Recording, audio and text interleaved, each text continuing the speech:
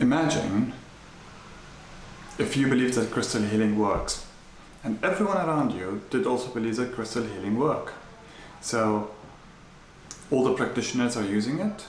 You use different types of crystals, the big ones, small ones, blue or red, but somehow it never gives you the results that you want, and you wonder, there's something wrong about crystal healing.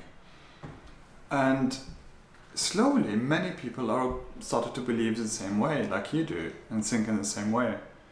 So they demand to see the evidence. Where did this idea come from? And the institution responsible for the crystal healing initiative finally does publish an evidence and says officially that we have no evidence in crystal healing works. Well, what should you do? Well, any person would actually just get rid of the whole practice. Throw all your crystal healing practice away. All those crystals, just throw them away in the bin. In the teaching profession, we have our own crystal healing moment, which is called bookmarking. And something that is very intrinsic in the UK educational system. All teachers mark books. And that's, by the way, only in the UK system. I've never seen the system somewhere else, for example in Italy or Germany or France, where bookmarking doesn't even exist. And when I've talked to teachers from Italy and I told them about marking books, they were just surprised, why would you mark the students' books? It just doesn't make any sense. So a lot of teachers like me were starting to raise a lot of voices about the efficiency of bookmarking. Why do you even mark books? The time it takes to mark books is immense, and the teachers are already under huge strain of workload to add on top of them marking books. So the EEF, it's an Educational Endowment Foundation, finally revealed a report, a marked improvement in 2006. Now on page 5, this is what it says. The quality of existing evidence focused specifically on written marking is low. This is the first line. The quality of existing evidence focused specifically on written marking, which is bookmarking, is low. Technically to say there is no evidence whatsoever. It continues. Most studies have been conducted and are small in scale and/or based in the fields of higher education or English as a foreign language, meaning that it's often challenging to translate finding into a primary or a secondary school context or to other subjects. So this is a finding here. It says on page 5, on the first lines, I've highlighted them here. I'm going to put a link for this report in the video, that there technically is an admittance that there is no evidence whatsoever. But the report continues.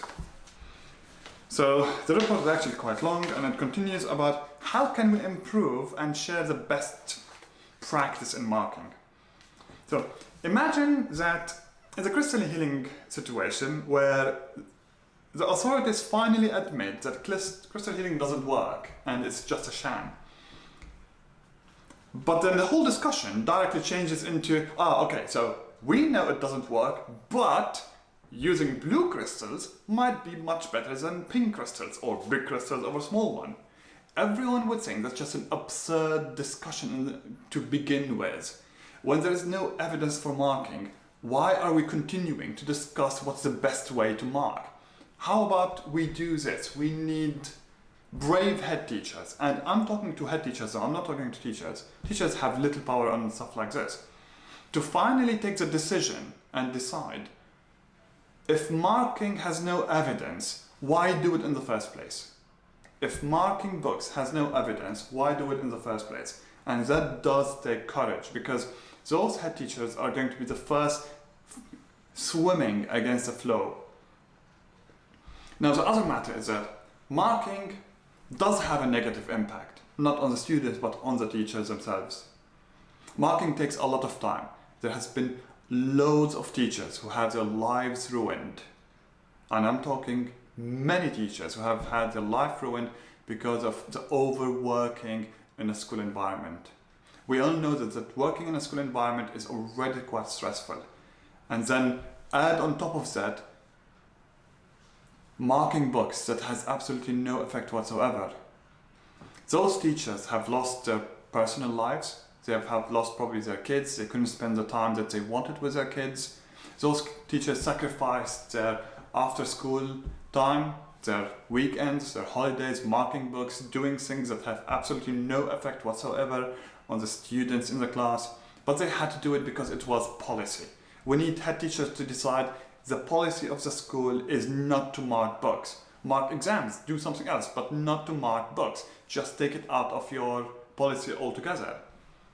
The second thing, if you had any kind of surgery, imagine that you're going to have two doctors performing the surgery. The first doctor has been, sleeping well at night and is well rested, and he's going to perform the surgery on you. Now the second doctor has been overworked by 5 surgeries before. Which one would you rather have the surgery with? Now imagine that. Imagine a teacher who hasn't been sleeping all the week because that teacher has been marking books every day and doing other million things.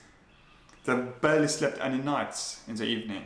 And then we expect that teacher to perform good in the class. How can this make any sense? How can a teacher who has barely slept perform good in a class? What's more important? To have teachers work after school, have all this marking load on them, or actually teach properly in the classroom?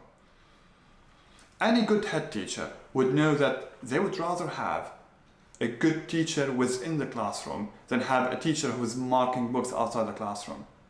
The quality of teaching has to do with the performance of the teacher in the classroom itself. We need to stop overworking the teachers after school.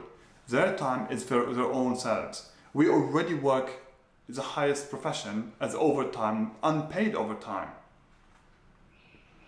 50% of the teachers in secondary school teachers in the UK already spend at least 13 hours every week extra, in addition to their teaching hours, doing admin work. At this point, we must all reach a conclusion that if there is no evidence for something, let's just get rid of it.